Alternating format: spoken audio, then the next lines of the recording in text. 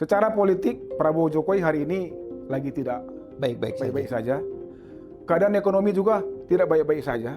Tapi ketika gajah-gajah ini bertarung, saya percaya kalau Prabowo nggak hati-hati, dia terjatuh. Yang paling siap menggantikan ya di bawah dia. Ini harus hati-hati juga. Yang paling siap merubah situasi dan membalikkan situasi itu Geng Solo. Karena Jokowi lagi menggalang kekuatan menuju 2009, semua cara ini beliau lakukan. Saya tetap pada pendapat saya awal, Mas. Masa depan politik Pak Prabowo itu di Megawati dan Yusuf Kala. Di luar itu, idealisme yang kita dulu bangun fondasinya dengan kejujuran, kesederhanaan, Pak Jokowi ternyata menurut saya dan keyakinan saya udah jauh dari komitmen itu. Dia tetap pulang ke Solo tapi tidak menjadi rakyat biasa, tetap menggalang kekuatan semata-mata untuk 2029, untuk putra tercinta Gibran Raka Buming Raka. Itu nggak lepas dari itu, Mas Setiardi.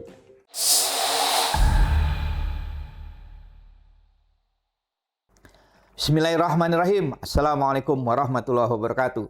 Kawan-kawan, pejuang obor rakyat di seluruh dunia, ini situasi politik hari ini sepertinya sedang saling bekerjaran. Ini ada dua kubu disebut-sebut, kubu Prabowo, kubu Jokowi saat ini disebut-sebut sedang tidak lagi akur. Wah, ini luar biasa ini. Ini rumor di luar seperti itu.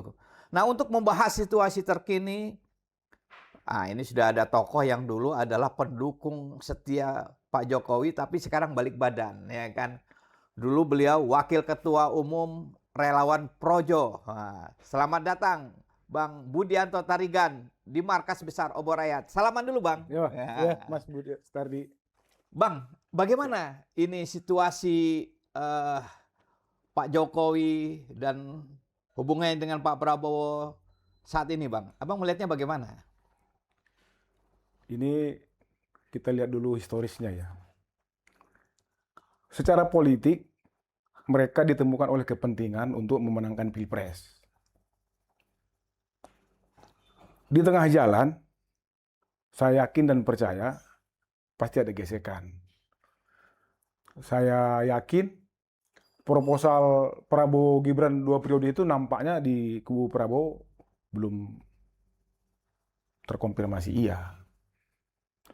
Itu yang pertama. Jadi mungkin Pak Jokowi membaca itu.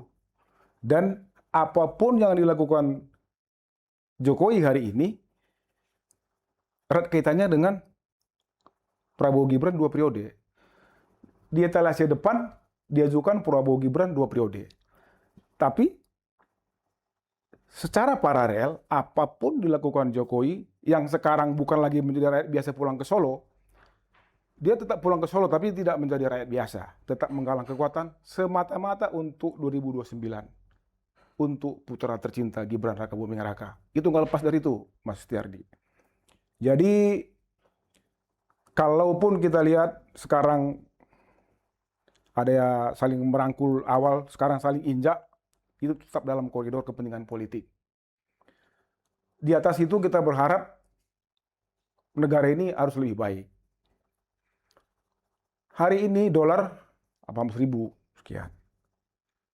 Terus fiskal kita, Mas, hancur ini. Jadi kalau menurut saya, jangan terlalu kita berdiam diri dengan nasib bangsa hari ini kalau kita telisik dari postur APBN dan serapannya, terutama fiskal dan neraca perdagangan kita. Kalau saya lihat, Mas, Pak Prabowo juga nggak usah terlalu banyak bicara dulu lah. Beliau ya dengan segala hormat, setiap ngomong, ini malah minus ini. Situasi ini ditambah lagi dengan himpitan ekonomi di tengah-tengah rakyat ini, menengah ke bawah ini hancur ini, Mas. Jadi secara politik Prabowo Jokowi hari ini lagi tidak baik-baik saja. Keadaan ekonomi juga tidak baik-baik saja. Tapi ketika gajah-gajah ini bertarung, saya percaya kalau Prabowo nggak hati-hati, dia terjatuh. Yang paling siap menggantikan ya di bawah dia. Ini harus hati-hati juga. Jadi kita tetap berdiri di koridor nasib bangsa ini, Mas. Apapun kejadian hari ini, keselamatan rakyat Itu yang paling utama. Bagi saya, nasib bangsa ini yang paling utama. Nggak peduli lah siapa paket siapa. Masih lama kok 2029. Kinerja dulu lah. Kasihan ini rakyat dan bangsa ini lagi Iya, iya, iya. susah-susahnya. Lagi susah-susahnya. Iya. Tapi ini ada kekhawatiran gini, Bang Budianto, Siap. bahwa banyak tokoh juga khawatir jangan-jangan ada upaya dari geng Solo, ya kan, untuk dengan segala cara mendongkel Pak Prabowo sehingga yang naik Gibran. Anda melihat peluang itu bagaimana? Itu tuh ya udah terjadi, Mas Yardi. Itu udah terjadi dan sedang berlangsung. Hmm. Makanya saya tadi mengatakan, menurut keyakinan saya, yang paling siap merubah situasi dan membalikkan situasi itu geng Solo. Apa yang dilakukan geng Solo untuk mendongkel Pak Prabowo? Peristiwa Agustus tahun lalu itu ulah geng Solo atau bagaimana? Terlibat kalau menurut saya, Mas. Terlibat. Terlibat. Hmm. Yang paling siap melakukan ini pasti yang punya kekuatan besar kan. Hmm. Logistik, jaringan. Network ini kalau nggak kekuatan real sebelumnya nggak mungkin. Ini udah Agustus lagi nih. Hmm. Hati-hati loh. Ini begitu ketemu faktor objektif dan subjektif, situasi bisa rusuh ini. Jadi kalau bagi saya keselamatan rakyat itu di atas semua. Daripada ini pasangan ini juga nggak merubah situasi signifikan secara baik, ya lebih baik. Kalau saya dulu waktu kita mahasiswa tawarkan revolusi aja lah, ngapain kan begitu ya. Iya. Tapi kalau masih bisa diharapkan ya silakan. Tapi kalau menurut saya ini udah susah, Mas. Mereka saling kunci, mereka saling sandra. Taruhannya itu nasib bangsa, itu yang kita nggak mau. Taruhannya nasib bangsa. Mas, utang kita berapa? Bunga dia berapa setiap tahun yang harus dibayar? Banyak kan proyek mercusuar yang sebenarnya belum tepat guna dan belum tepat waktu untuk dilaksanakan. Hari ini Purbaya ngomong, saya yang tanggung jawab bayar pakai APBN. Utang wos, yang dulu saya ngotot, Mas. Saya ngotot, belum perlu Pak Jokowi. Ternyata ini. Iya. Harusnya bayar utang Jokowi dong. Ya mestinya begitu. Tanggung jawab, ya gentle lah. Jangan-jangan ada kickback lagi. Iya kan, jangan-jangan ya kan. Saya udah sulit untuk percaya itu, Mas. Makanya kalau menurut saya, daripada nasib bangsa ini begini terus mereka saling sandera, kemenangan mereka saya kan nggak clear, Mas. Kemenangan paket waktu 2024 itu nggak clear di mata saya. Sehingga mereka ini saling menutup kartu, tapi saling sandera, tapi juga saling menginjak kaki nih. Tapi yang ingin kita ketahui, Bang Budianto, sebetulnya yang dilakukan secara praktis oleh Jokowi untuk menjegal Prabowo supaya Gibran naik itu apa hari-hari ini? Bagaimana caranya? Pola kerja candlestick itu kan kadang-kadang susah kita wujud rasionalnya, tapi kita bisa rasakan. Mas, bagi saya kalau dalam pola cipta kondisi, satu dulu, soal ijazah Jokowi belum clear sampai hari ini. Ini Mas, dalam bacaan saya, ini sengaja atau bagaimana nih? Nggak clear udah berapa tahun nih. Ini Mas, kalau dari sisi stabilitas nasional, sangat membelah rakyat ini loh. Iya. Antara pro, kontra. Dulu kan kita dengar itu, apa tuh, kelompok, apa namanya? Termul. Sebelum termul. Oh ya, kampret sama cebong. Ya, cebong kampret. Ya. Sekarang Mas lebih terbelah lagi. Bayangkan Mas, Iya. begitu banyaknya orang pinter di Republik ini mendengar mereka berdebat di TV. Apa begini? Ini sengaja dipelihara. Kalau menurut saya, mudah-mudahan Presiden dan teman-temannya baca ini. Situasi ini sangat mengganggu stabilitas politik. Mengganggu ya. Satu. Kedua, karena Jokowi lagi menggalang kekuatan menuju 2009, semua cara ini beliau lakukan. Termasuk menggalang raja-raja adat kayak, menggalang mahasiswa kayak, menggalang yang semuanya Mas, pemilih Islam. Coba lihat waktu diangkat soal pidato Pak JK. Ini kan isu agama dia mainkan. Iya. Janganlah. Satu. Kedua, soal Pak Jokowi itu keliling kemarin ke Lampung ya. Dinobatkan ini.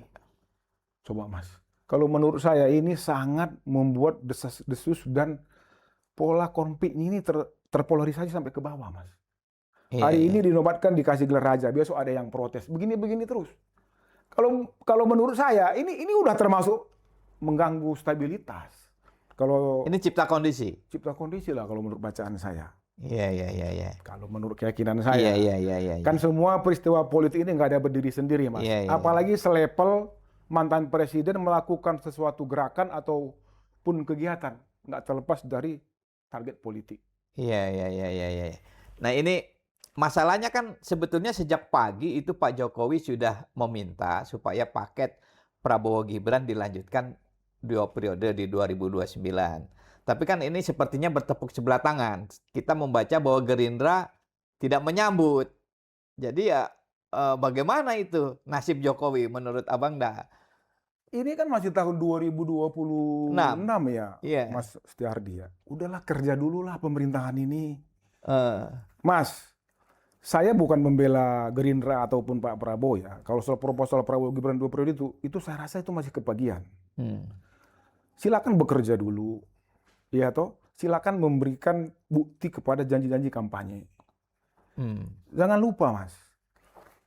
Terlepas dari situasi apapun, kalau kita percaya survei kemarin, Saiful Mujani, bayangkan presiden yang lagi menjabat dikalahkan surveinya itu oleh anak buah dia, level gubernur. Itu by question itu. Tanda tanya besar buat kita. Ada apa? Iya, Artinya waktu dulu saya obor rakyat yang pertama Mas panggil saya kan saya bilang, pemimpin ke depan itu zamannya sudah berubah. Bukan lagi semata-mata bicara soal basic popularitas. Iya, iya. Kenapa? Ini sorry ya. Kenapa Deddy Mulyadi ini, sahabat saya ini, ratingnya tinggi? Satu, Mas. Dia mendekatkan diri kepada rakyatnya. Bahkan lintas Jawa Barat dia perhatikan. Dan ini orang bicara dan dia eksekusi sedapat mungkin.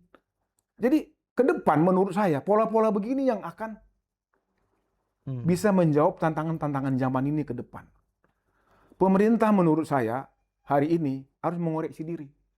Jadi boro-boro menjawab Prabowo Gibran 2 periode. Ini aja Deddy Mulyadi mengalahkan survei presiden lagi menjabat loh. Mau bilang apa coba? Iya. Jadi ya terlepas dari survei ini, sorry ya, ada yang mendesain atau apa, sampai sejauh mana sih bisa diatur-atur survei? Saya rasa nggak didesain Nggak itu. didesain, Nggak. Tapi kita nanti akan masuk ke situ. Siap. Kita bahas Jokowi dulu ini, ya kan? Ya. Nah, bagaimanapun kan seperti Bang Budianto sampaikan tadi bahwa Pak Jokowi kemudian sedang berupaya keras setelah proposalnya untuk melanjutkan paket Prabowo Gibran sepertinya dianggap sepi-sepi saja oleh kubu Gerindra, oleh kubu Pak Prabowo. Nah, Pak Jokowi sekarang kan kemudian turun gunung untuk membesarkan PSI ke Lampung, meminta gelar adat NTT ke NTT, diprotes lagi. Ini bahkan bukan gelar adat, dianggap sesepuh raja-raja. Raja Timur pula. Aduh, saya nggak tahu ada sesepuh raja itu istilah dari mana kita nggak tahu. Tapi apapun ya itu gerakan politik lah. Anda melihat itu seperti apa? Ya, dalam hak sebagai warga negara sebenarnya ya mungkin sah-sah saja ya. Tapi ya seperti dulu saya bilang, udahlah Pak Jokowi, model-model begini sudahlah nggak zamannya lagi. Coba lihat sepeninggal Bapak. APBN kita ini keropos Pak semua ini. Jadi kalau mau memberikan kepada bangsa ini sesuatu yang terbaik, udahlah rubahlah pola-pola itu. Hari ini tahu nggak Mas? Kalaupun Pak Jokowi mau memberikan kesempatan Gibran 2029, sampai hari ini Mas, Gibran masih belum clear soal Ijazahnya. ijazah Haji Boji. Mau sampai kapan situasi ini terus kita? Iya. Mau sampai kapan soal ijazah Pak Jokowi aja belum beres, muncul lagi Gibran. Itulah Mas. Jadi menurut saya, cobalah Pak Jokowi dalam ketika situasi tertentu, cobalah koreksi.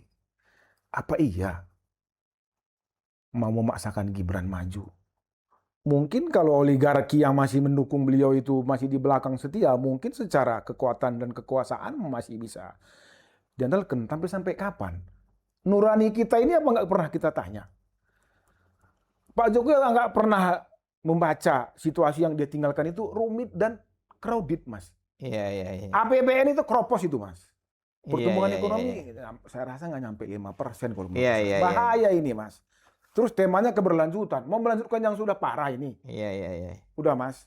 Jadi, kalau menurut saya, Pak Jokowi, udahlah. Kalau memang dulu janjinya saya akan pulang ke Solo, jadi Iya, rakyat iya, biasa, iya. ya udah. Apa yang dibicarakan itu yang dilaksanakan. Jadi orang biasa aja. Nggak kalah terhormat kok jadi Iya, orang iya, biasa. iya, iya, iya, iya. Iya, iya.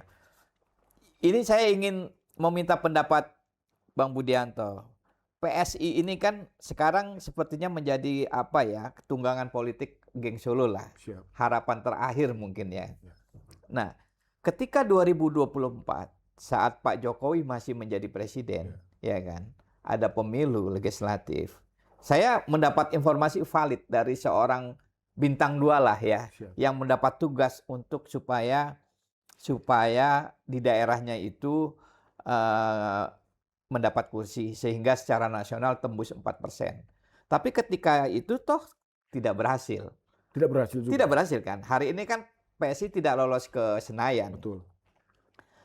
Saat ini setelah Pak Jokowi keliling-keliling sebagai raja-raja ini, ya kan?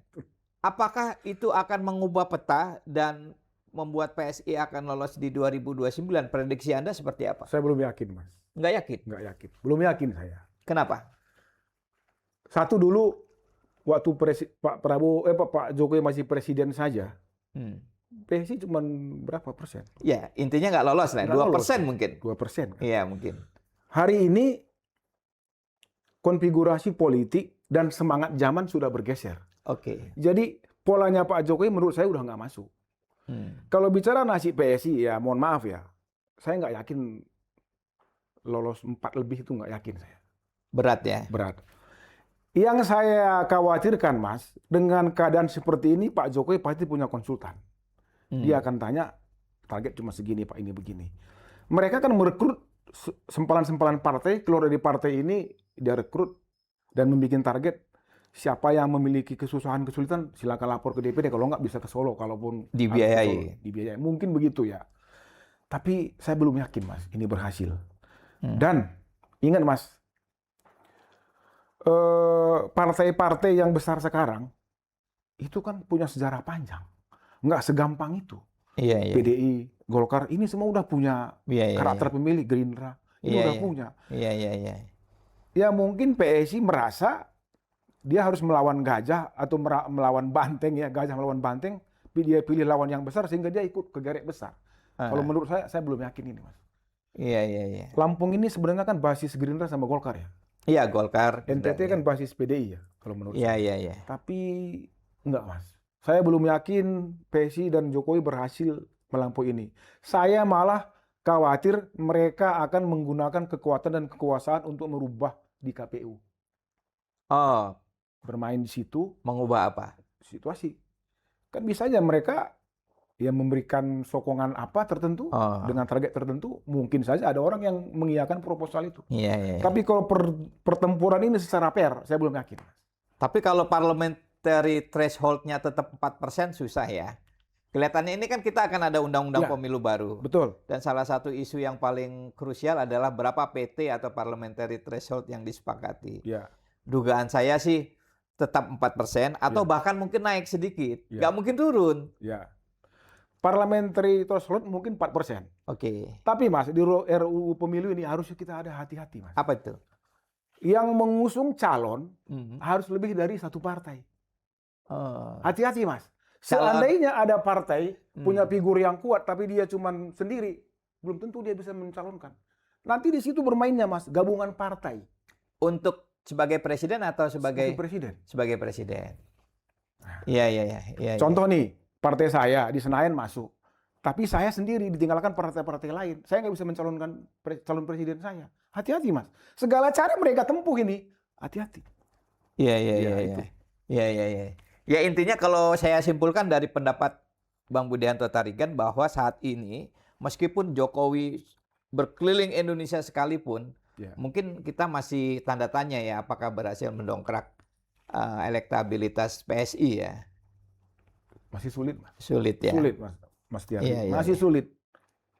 Bukannya Pak Jokowi katanya masih pegang kartu di di kepolisian? Ya, bisa saja dia menggunakan pasukan-pasukan Parco ini untuk merubah ini, tapi mata dan telinga hari ini kan sudah berubah. Eh, Penguasa kan Prabowo. Jaringan dia juga pasti nggak sesolid dulu dengan Pak Jokowi, pasti ini. Apalagi kalau nanti pertempurannya di daerah Gerindra. Jadi sebenarnya itu kita intel buat semua juga, saling mematai di antara kita juga, di antara partai-partai ini. Jadi nggak seleluasa dulu juga dikendalikan oleh mereka, terutama pihak-pihak kepolisian ini. Nggak seleluasa dulu. nggak sesuai. Ya. Sekarang bagaimanapun presidennya kan Prabowo Nah ya. itu Mas. Anda mendengar soal perpecahan Jokowi dan Prabowo ini bagaimana hari ini? Apa yang Anda dengar? Secara naluri saya meyakini mereka lagi nggak bersama dan nggak baik-baik saja. Oke. Tapi Mas Diardi, kembali lagi ke karakteristik kepentingan politik. Hmm. Ketika pada suatu saat mereka juga harus bersatu untuk memenangkan pertarungan, bisa jadi ini Mas. Bisa jadi ini lagi Iya, ya. jadi jangan terlalu percaya juga kita. Jangan-jangan ini semuanya itu skenario saling memperkuat. Iya, iya, iya.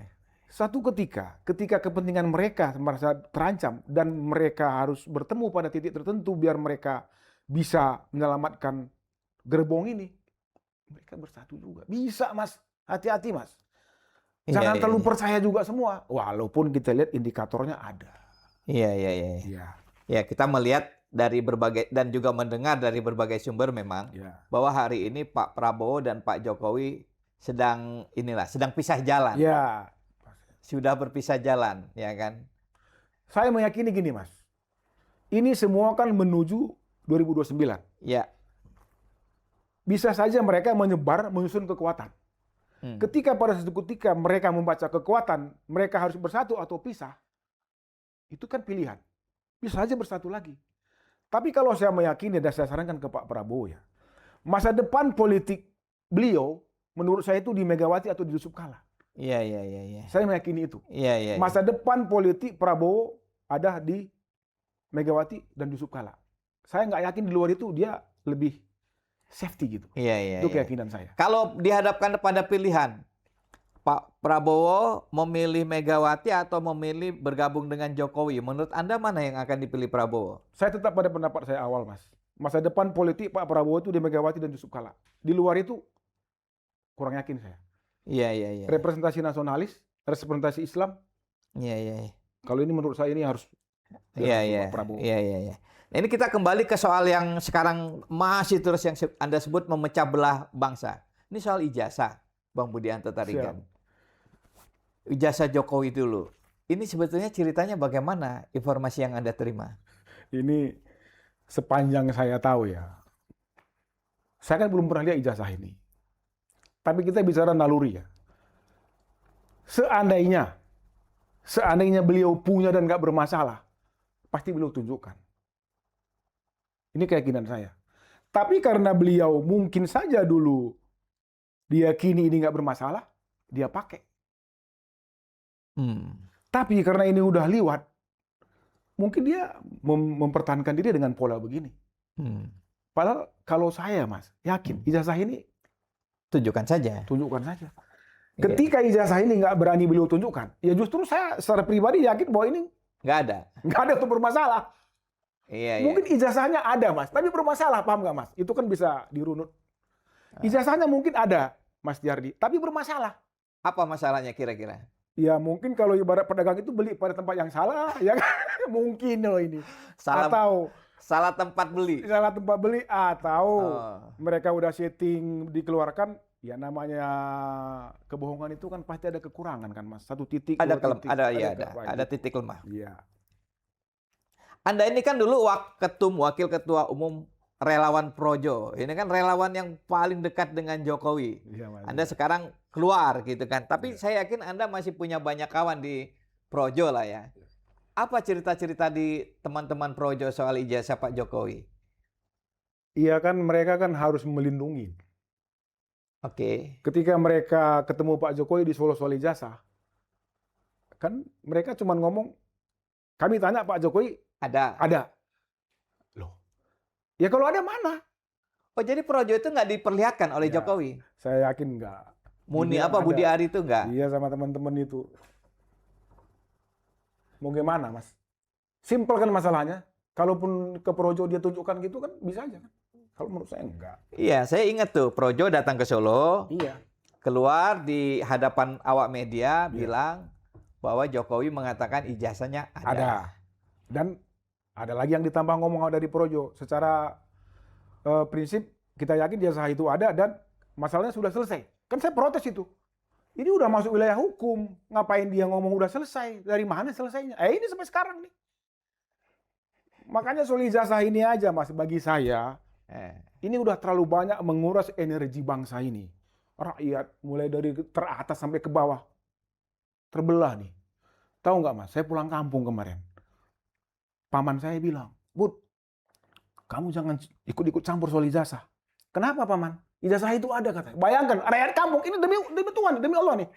Kampung di mana? Kampung di mana? Di Karo kan? Di Karo. Dari mana Paman tahu itu ada ijazah? Ada, kata. Tulang dari mana tahu tulang? Makanya saya bilang, tanya dari mana? Ada, kata. Coba. Segitunya, Mas, sampai ke bawah itu terbelah ini soal ijazah. Mau apa lagi kita ini? Sementara ini pertarungan global yang berimpak ke kita ini kan bukan hal-hal yang sederhana. Ini nih rumit ini, Mas. Situasi global, situasi kita, kemampuan kita sebagai bangsa. Kalau menurut saya, hari ini, coba jujur, Mas Tiardi, siapa sih yang masih memikirkan rakyat dan bangsa ini? Saya yakin itu cuma berapa persen. Yang lain cuma untuk kepentingan kelompok, kekuasaan, keuntungan pribadi. Coba lihat, Mas. Pak Prabowo, tiap ngomong juga kadang-kadang beliau itu, ampun dah. Saya udah bilang, dignity, kehormatan itu penting dan harga diri itu. Nggak begini loh mestinya. Masa orang biasa nggak pakai dolar, ngapain beliau ngomong? Iya kan, kalau nggak setuju ini keluar aja dari Indonesia, mau ngapain? Iya, itu agak blunder itu. Iya, 10 tambah 6, 17. Ngapain ngomong kayak begitu? Iya. Kok Prabowo tahun 90-an kok nggak begini, saya pikir. Ada apa sih? Iya. Kita secara konstitusional hormat kepada konstitusi. Tapi keselamatan rakyat dan negeri ini di atas segala-galanya. Iya. Kejatuhan pemerintah, terutama presiden, kalau kita lihat secara historis dan sejarah, Mas, ini tidak semua melulu di parlemen dan ini. Kekuatan politik, kekuatan rakyat itu malah yang menentukan ini bisa berubah. Iya. Soeharto coba lihat, Pak Harto, 98. Walaupun kita tentu menginginkan ini soft landing. Soft landing, tapi kalau begini terus, siapa yang bisa jamin, Mas? Iya. Oke, ini kembali ke ijazah Jokowi, Bang Budianto. Sebaiknya apa yang dilakukan oleh Pak Prabowo ya terhadap soal ini ya? Jangan-jangan beliau udah tahu ini ijazah ini bermasalah. Pak Prabowo tahu ya? Jangan-jangan udah tahu, makanya dia nggak mau campur. Ini juga jadi masalah kan? Pemerintahan ini dia kan yang harus menjamin stabilitas politik. Biar pembangunan bisa berjalan lancar. Tapi kalau soal ijazah ini aja terus nggak selesai-selesai. Sampai ke bawah. Ini katanya ini kubu Roy Suryo sampai berapa Prapit itu. Coba. Datang lagi sahabat kita yang satu, Ahmad Kosinudin. Udah nggak lagi jadi pengacaranya Roy. Kebelah semua ini kan. Rismon yang seperti dulu gagah berani ngomong 1 juta % ijazah Jokowi palsu. Tiba-tiba nggak ada angin, nggak ada badai, nggak apa yang terjadi di bawah meja. Menurut penelitian saya, ijazah Jokowi. Nah itu soal Rismon menarik. Saya mau tanya, itu kenapa ya Rismon?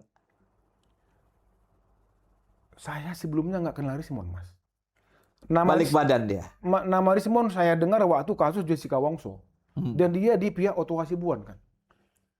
Oh, pembela Jessica. Iya, Otto Hasibuan hari ini jadi wamen. Tiba-tiba Rismon muncul. Loh, ini dari mana ini orang, saya pikir. Oh, dia apanya Otto waktu kasus Jessica Wongso? Kalau nggak salah dia jadi tim ahlinya kasusnya di pihak Pak Otto. Iya, Otto kan waktu itu lawyernya Jessica. Ya, saya ingat. Kalau nggak salah Rismon waktu itu jadi saksi ahli ya. Gitu, Mas. Jadi ya Rismon juga menurut saya ini seperti awal saya bertanya, ini orang dari mana, siapa? Contohnya gini, Mas Tiardi. Mas kan ngelihat saya, 98 dulu udah pernah dengar, minimal dengar nama. Kayak saya lihat Pak Tiardi, ini kan teman-teman 98 gitu. Tiba-tiba Rismon ini muncul, ngomong di TV keyakinannya luar biasa. Ngomongin Pak Tito lah, Krishnamurti lah. Lah ini kok jadi begini ya? Iya. Ada informasi, tapi saya ingin barangkali Bang Budianto lebih paham. Saya mendengar bahwa Rismon ini balik badan Karena dia ditekan terkait ijazahnya yang di Yamaguchi. Ya kalau dia udah mau tempur perang jangan tiba-tiba itu jadi beban buat dia. Makanya sebelum dia memutuskan masuk ke pertempuran itu, dia harus pikirkan dulu risikonya. Kalau dia mau ikut perang, perang untuk menang, jangan perang untuk kalah. Ya begini. Dia sendiri katanya bermasalah. siap. Dia katanya siap. Kan info ini ya, yang ini kita perlu cek ke Richmond. Iya. Perlu suatu saat kita undang ke sini Richmond. Katanya Richmond siap tempur. Tapi karena dia yang buat surat kematian palsu itu adalah istrinya, dia khawatir istrinya masuk penjara. Bang Budianto mendengar informasi itu? Mendengar saya. Jadi salahnya di mana? Salahnya ya dia.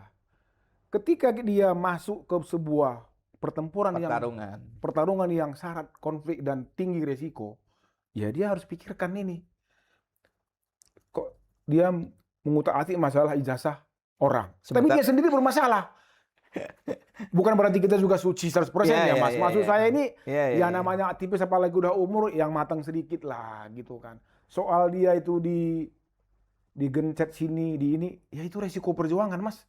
Mas aja pernah masuk penjara. Iya. Mau gimana? Iya. Jangan-jangan Mas Tiar itu orang pertama kali yang dipenjarakan Jokowi. Iya, saya pertama kali. Iya. Ya biasa aja juga. Biasa kan? Saya biasa aja. Diajak damai saya nggak mau. Iya, coba. Kalau tadi Rismon bilang karena istrinya ini. Iya. Ya nggak usah bawa istri lah ya kan. Tarung aja. Saya beberapa kali diajak berdamai ya nggak mau saya. Kan? Nggak mau, masuk penjara aja lah. Justru keteguhan prinsip seperti Bung Setiardi ini saya mau ke sini. Iya. Kalau berjuang ya berjuang aja. Iya. Kalau resiko Mas, jangankan berjuang model begini. Iya. Kita di jalan aja bisa ditabrak becak. Iya. Udah diatur sama dan banyak loh aktivis yang tiba-tiba ditabrak nggak jelas. Ya, biasa. Ada yang ditabrak apa itu kan ada beberapa kawan kita kan ditabrak ada. Dan cacat hingga hari ini. Coba. Itu Mas. Ini Rosa Damayanti itu kan cacat hingga hari ini. Ya itu dulu temen aku kenal waktu di Pijar kan. Iya kan? Itu ditabrak bajai. Iya. Setahu saya ya. Iya. Itu ya kan agak aneh kan sebenarnya. Tapi ya sudahlah resiko perjuangan. Iya. Dulu ada namanya Karguta Hasbi. Iya. Pijar kan. Iya. Itu kawan saya dekat tuh. Iya. Meninggal di kereta, ditabrak kereta kan. Iya. Novel Baswedan. Ah itu kan. Novel Baswedan matanya di ini ya itu ya quote unquote itu risiko. Saya sebetulnya ya sebagai ya tadinya saya kan pernah ketemu sama Richmond ya. Ada kasihannya juga saya Bang. Begitu dia dikasih bingkisan parcel itu, dia mau balik pintunya ditutup. Coba. Aduh, itu hilang harga diri menurutku ya. Iya betul itu. Menurutku hilang harga diri. Kehormatan kan. Waduh, hilang kehormatan itu. Coba. Kenapa Wapres memperlakukan seperti itu? Iya, itu hilang harga. Kalau menurutku ya, itu hilang harga diri sebagai betul. Setuju. Sebagai pejuang ya kita ya. Lebih baik masuk penjara kalau ya kan. Kita boleh miskin Iya. secara materi, Mas. Iya. Tapi janganlah miskin prinsip, janganlah miskin kehormatan. Karena milik kita cuma itu yang terakhir. Kehormatan buat aktivis itu kan menjaga prinsip. Ya pada titik itu aku kasihan sama Richmond. Pada titik itu ya melihat dia diperlakukan seperti itu, pintu ditutup. Nah yang lebih konyol lagi menurutku ya Bang, aku minta pendapat Abang. Dia sepertinya disuruh menyerang Roy dan Tifa. Kelihatannya begitu. Kan kalau sudah mundur ya sudah gitu kan. Tapi dia disuruh, aku lihat itu bagaimana ya? Itulah kalau udah dari awal udah salah. Salah masuk, salah pilih lawan. Dia mempersoalkan yang dia sendiri juga persoalan dari bagian itu. Bagian dari persoalan itu. Bayangkan Mas, dulu dia sama Roy Tifa itu satu front. Saya yakinnya bahwa ijazah Jokowi bermasalah. Hari ini dia menghantam balik Roy sama Tifa. Terlepas nanti seperti apa secara hukum, tapi secara prinsip kemanusiaan ini kan udah nggak benar. Nggak usah. Ini pendapat saya pribadi ya Bang ya. Saya tidak setuju dengan sikap Egy Sujana. Tapi saya bisa paham.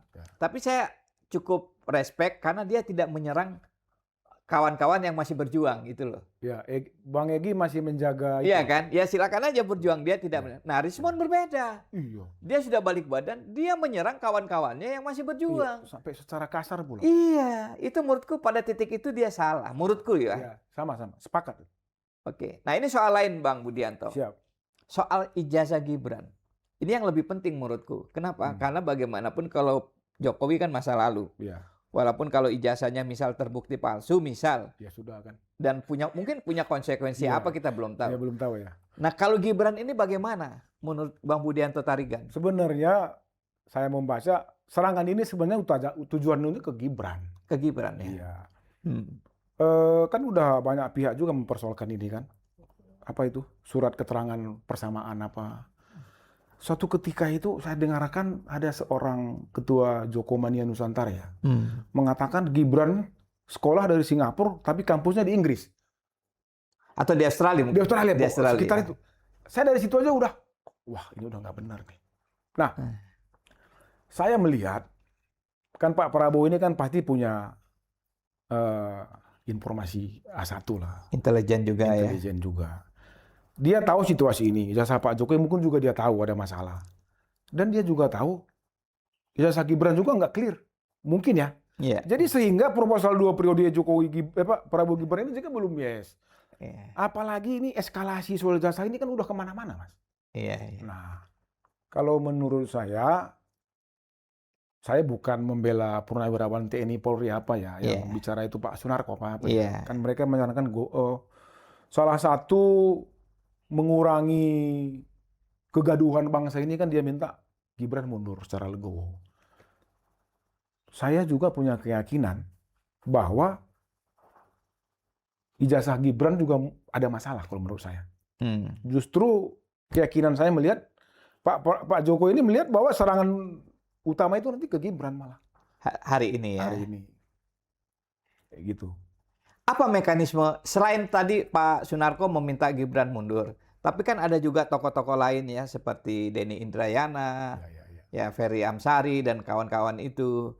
Mereka bahkan meminta kalau Gibran nggak mundur, dia diturunkan. Nah, mekanismenya seperti apa ya itu ya? Nah, inilah Mas.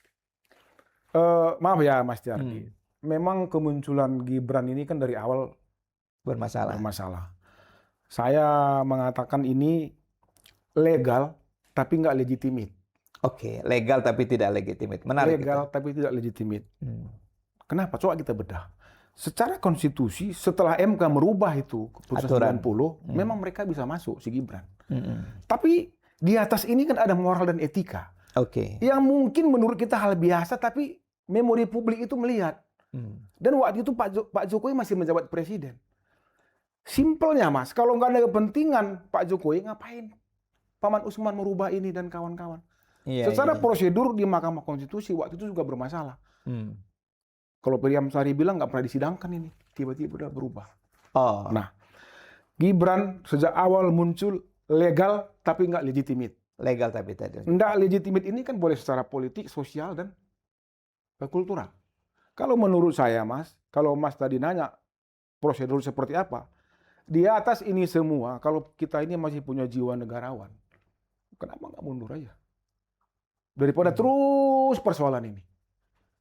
Kalau menurut saya, kalau nanti diturunkan juga secara politik dan konstitusional, ini memang prosesnya panjang ya. Satu. Kedua, ketika ini nggak berjalan dan sumbat, mandek semua ini, kan rakyat ini kan punya cara lain. Ini yang kita lihat kan, kosnya terlalu tinggi. Makanya kalau bisa, udahlah kita punya nurani yang hari ini kita butuh pemimpin yang negarawan yang memikirkan bangsa ini lebih besar. Bukan semata-mata untuk melanggengkan dinasti dan kepentingan politik kelompoknya. Daripada bermasalah terus, kenapa nggak diwacanakan di keluarga ini? Gibran ini, ya sudahlah. Ya mundur legowo aja. Daripada begini terus nih. Itulah kalau legal tapi nggak legitimate. Ya ini resikonya begini. Iya, iya. Tapi saya menduga Gibran nggak mau lah mundur secara sukarela ya. Dugaan saya ya. Kalau beliau nggak mau mundur secara sukarela dan mungkin ya saya yakin begitu ya ini konflik terus. Gonjang-ganjing terus. Pasti Mas.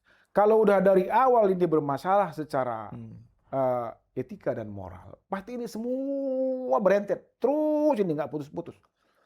Ya kalau memang kita mau menang-menangan kuat-kuatan, ya kasihan negeri ini. Energi kita habis untuk melindungi hal-hal yang sebenarnya nggak pantas dilindungi. Iya. Ini memang keluarga Pak Jokowi ya, geng Solo orang menyebutnya sekarang. Hari ini memang pada posisi berat ya. Menurut Anda bagaimana? Ya memang situasi hari ini memang berat untuk jadi negarawan mau mundur itu berat, Mas. Tapi ya ini kan pilihan pada beliau ya. Kalau beliau melihat ini kepentingan lebih besar dan kehormatan buat beliau dan meninggalkan legasi yang bagus untuk bangsa ini, sebenarnya itu pilihan yang lebih Iya, bijak iya, iya, iya. menurut saya. Iya, iya. Walaupun kecil kemungkinan ya. Iya, iya, iya. Saya punya banyak cukup teman lah di sekitar Pak Prabowo. Info yang saya terima, Pak Jokowi itu berulang kali meminta waktu untuk bertemu Prabowo dan Tapi tidak direspon. tidak direspon. Insya Allah info saya ini valid. Valid. Saya yakin benar. Valid. Saya ya kawan-kawan saya di istana lah. Jadi saya dengar Pak Jokowi berulang kali meminta pertemuan mungkin dalam kasus Ija. Saya tidak tahu agendanya apa ya. Ya. Dan sepertinya belum mendapat waktu lah. Tidak direspon. Nah, ini kalau fakta ini benar-benar terjadi, bagaimana peluang Gibran, kasus Gibran dan kasus ijazah Jokowi menurut Anda? Kasus ini modelnya sama, Mas. Muternya di sini aja. Muter di situ aja. Bagaimanapun Jokowi kan masih meninggalkan kekuatan. Baik di kepolisian, aparat penegak hukum lainnya masih ada kekuatan. Jadi, kalau nggak ada kekuatan yang mengendalikan lebih besar, ya ini muter di situ aja. Ini ribut di situ-situ aja. Nah, Iya. kalau memang ini nggak mau Gibran mundur secara legowo, berarti kalau nggak nanti kekuatan rakyat yang bergerak, ya pertarungan secara konstitusional di 2029. Iya. Kalau memang rakyat ini tidak setuju lagi model begini, ya nggak usah dipilih. Tapi apa Jokowi masih punya kekuatan di ini ya, di kekuatan hukum ya? Buktinya kemarin Bang Budianto, itu PT UN ya kan memenangi gugatan agar UGM itu membuka informasi tentang ijazah Jokowi. Itu kan Kalau UGM nggak mau gimana, Mas? memang UGM melakukan benar bahwa UGM melakukan banding. Iya. Betul bahwa UGM banding. Tapi kan pada titik itu saja, itu menurut saya ya, hari ini tuh luar biasa. Bahwa Jokowi kalah lah, Jokowi dan UGM kalah kan gitu kan. Secara hukum satu sisi memang kalah. Oke. Tapi nggak merubah situasi. Oh. Nggak merubah situasi, Mas Jardi. Saya kayak melihat Prapit ini. Ya mohon maaf lah, saya juga bukan ahli hukum yang udah ini ya. Ya. Substansinya udah nggak masuk. Kemarin Mas Roy gugat 25 juta lagi. Dan ditolak kan? Iya, NO. Itu untuk apa? Iya. Kalau ini bukan buying time, malah saya mengatakan udah masuk angin ini semua. Oh, Udah Anda masuk menganggap Roy Suryo sudah masuk angin? Prapit itu kepentingannya apa sih? Iya, supaya tidak masuk ke pokok perkara. Kan? Itu kan.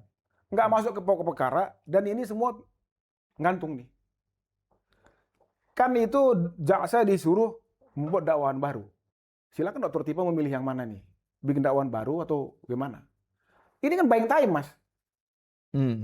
Ini, Mas, jujur Mas, kadang-kadang kita nggak sadar. Skenario bawah tanah itu bergerak itu, mengendalikan itu halus. Iya. Saya malah mendengar informasi lain nih. Ada gerakan supaya Dr. Tifa itu tidak lagi mengurus ijazah Jokowi. Tapi fokus pada penelitiannya soal vaksin. Saya mendengar info. Itu benar, Mas Jardi. Dan itu nggak berdiri sendiri. Ada asap, ada api. Iya. Semua ini, Mas, kita kadang-kadang, ya kita udah nggak bisa ditipu lah. Kita lihat, wah, masuk angin. Tapi bagaimanapun kan Mas Roy dan Dr. Tifa berjasa ya. Ya berjasa dalam membuat sebuah kebenaran ini, ya kita ini. Cuman kan, ini kan bukan di ruang kosong. Iya. Ini pertarungan harga diri seseorang. Bekas presiden pula. Iya, Segala cara mereka tempuh. Dari paling kasar sampai paling halus. Iya. Keputusan itu kan jadi menulur waktu kan. Substansi yang sebenarnya kan nggak tersentuh. Itu yang membuat Ahmad Khosinuddin tidak lagi di kubu itu. Gitu. Jadi Mas, itu kemarin isunya itu Dr. Tipa malah digiring untuk penelitian soal vaksin. Aduh. Oh, Anda mendengar juga ya, soal itu? Saya mendengar, Mas. Saya mendengar. Iya. Cuman karena saya lihat ini ada sedikit distorsi, ya saya nggak kaget. Saya mendengar itu, ya walaupun saya kalaupun benar, saya bisa memahami mungkin ya kemampuan Dokter Tifa ya sudah cukup di situ, ya kan nggak apa-apa juga. Kita terima kasih lah Terima kasih sama Roy dan Tipa ya udah berani dengan sekuat tenaga ya mengungkapkan sebuah ini sebuah ya edukasi politik. ya ya kalau misalnya Dokter Tifa menganggap perjuangannya sudah cukup dilanjutkan oleh orang lain, tapi kalau saya bacanya memang ada gerakan supaya Mas Roy dan Dokter Tifa tidak lagi melanjutkan persoalan ijazah Jokowi. Kalau bacaan saya ya. Saya yakin itu, Mas. Iya. Makanya tadi saya mengatakan, ada kadang-kadang skenario ini yang di bawah meja mengendalikan yang permukaan itu halus. Iya. Itu namanya teori alibi ya. Iya. Seakan-akan ini enggak ada, tapi ada skenario. Walaupun bisa jadi Mas Roy dan Dokter Tifa tidak menyadari itu. Bisa jadi jadi. dia nggak sadar bahwa ada gerakan itu. Ya, yang dilakukan oleh Mas Roy dan Dokter Tifa ya tetap seperti biasa. Saya bikin perumpamaan, Mas. Ada buah. Nggak cukup tangan kita untuk menjangkau. Kita pakai galah. Dari buah itu, dari galah itu, semut turun menggigit kita. Iya. Kadang-kadang kita nggak sadar. Itu. Iya. Walaupun kita rakyat Indonesia harus berterima kasih menurut saya. Tetap. Pada Mas Roy dan Dokter Tifa yang sudah berjuang. Terima kasih, Mas. Saya melihat energi mereka, stamina mereka cukup kuat tuh. Iya. Ya, tapi ya udah. Iya kan. Seperti Egy Sujana juga saya tetap berterima kasih. Mungkin dia sampai situ.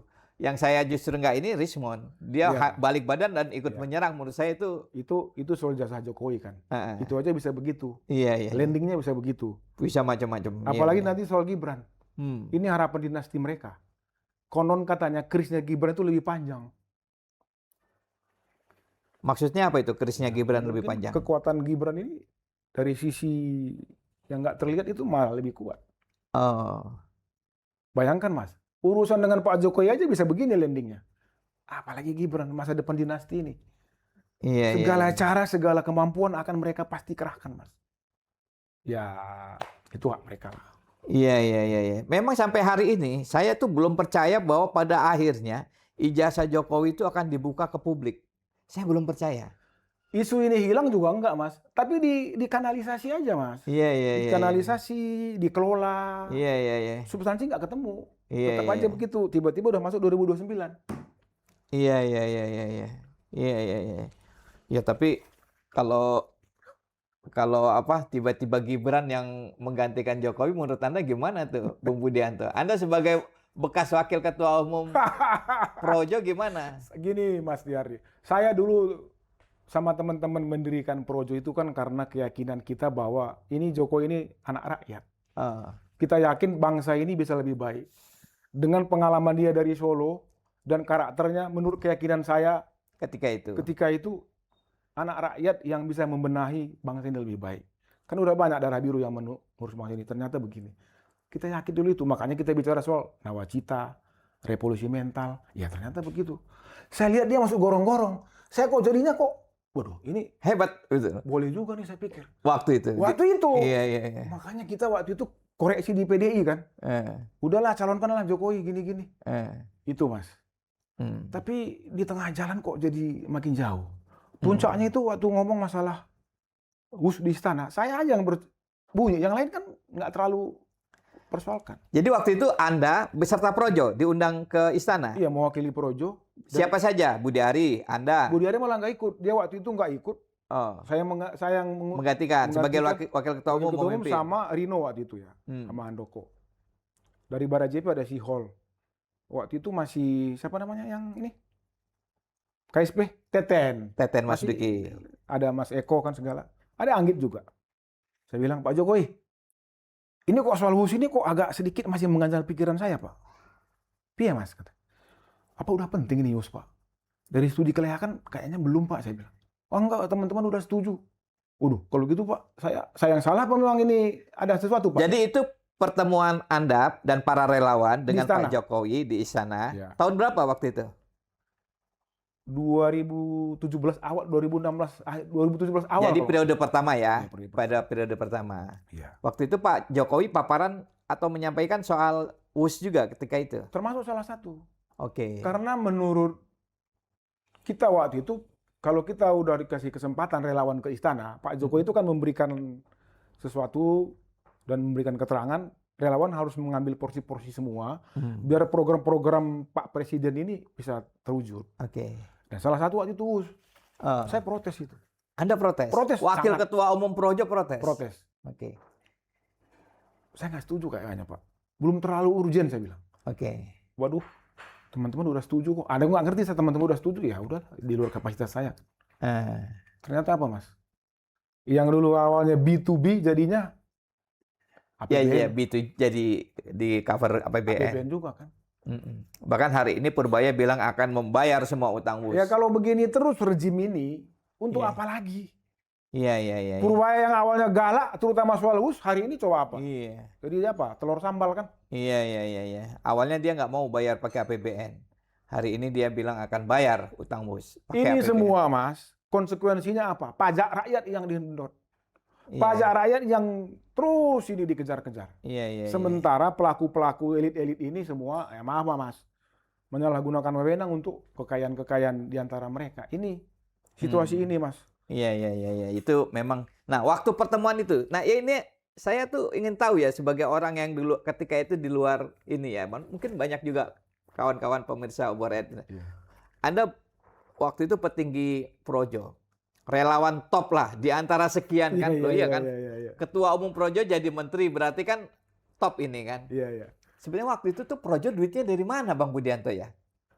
Sebenarnya nih awal-awal ini kita rembuk apa aja, Mas? Tek-tekan aja.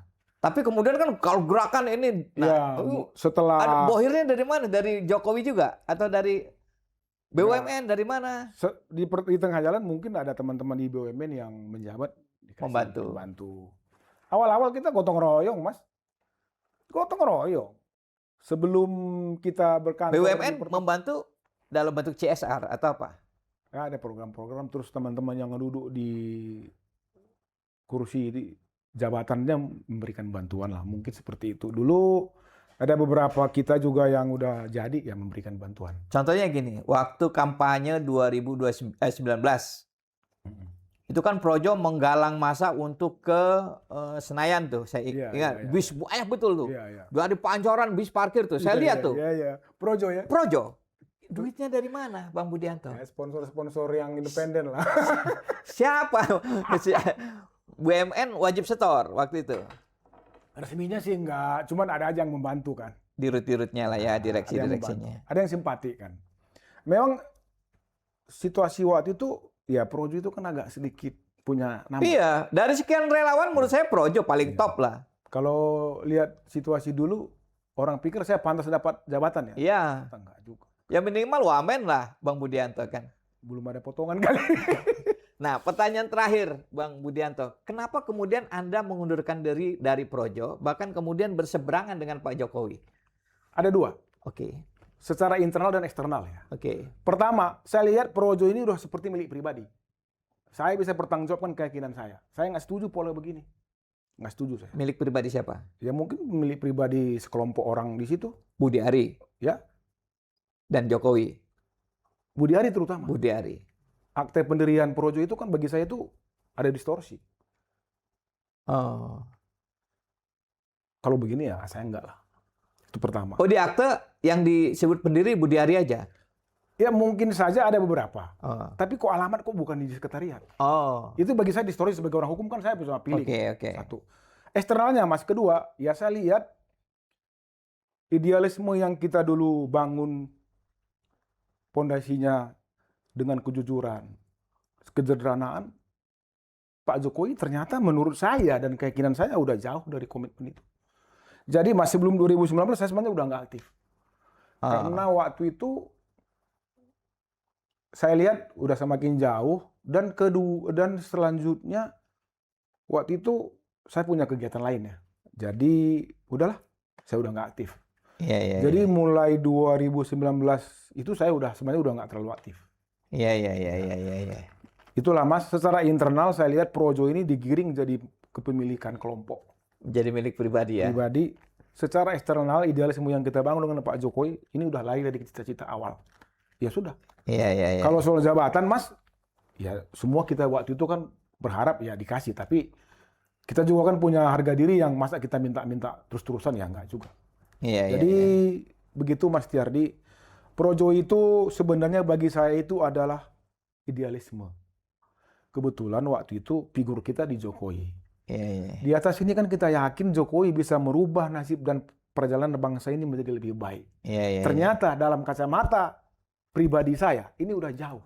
iya, iya, iya. Sehingga saya mengatakan dalam diri saya, bukan di situ lagi tempat saya untuk Iya, berkiprah. iya, iya, iya, iya. Nah, ini nasib Projo bagaimana ya? Kan itu Budi Ari sempat melamar menjadi anggota Gerindra, ditolak, ya kan? Iya. Ingin masuk, oh, gimana ya? Malu juga ya. Iya, masuk Gerindra ditolak. Ditolak. Sebelumnya ganti logo, bukan lagi logo Jokowi. Tapi besok-besoknya dibantah. Yang gini-gini kan gimana ya, Mas? Apa kabar jadi Projo hari ini? Sudah bubar atau bagaimana? Bubar sih nggak juga, Mas. Cuman ya begitu-begitu aja kan. Mereka kan sekarang dukung PSI, dukung Gibran atau enggak juga? Terakhir saya dengar mereka malah mendukung Jokowi jadi ketua umum PSI. Oh, jadi diminta supaya Jokowi membegal Kaisang. Jadi regenerasinya dari anak ke bapak. Oh itu tuh usulan lo, ya nggak apa ya, luar biasa ini. Oke, Bang Budianto, terima kasih luar biasa info-info Anda, mudah-mudahan bermanfaat. Kita ketemu lagi pada isu lainnya. Demikian kawan-kawan, pejuang obor rakyat, perbincangan kita dengan Budianto Tarigan, bekas Wakil Ketua Umum Relawan Projo. Wassalamualaikum warahmatullahi wabarakatuh.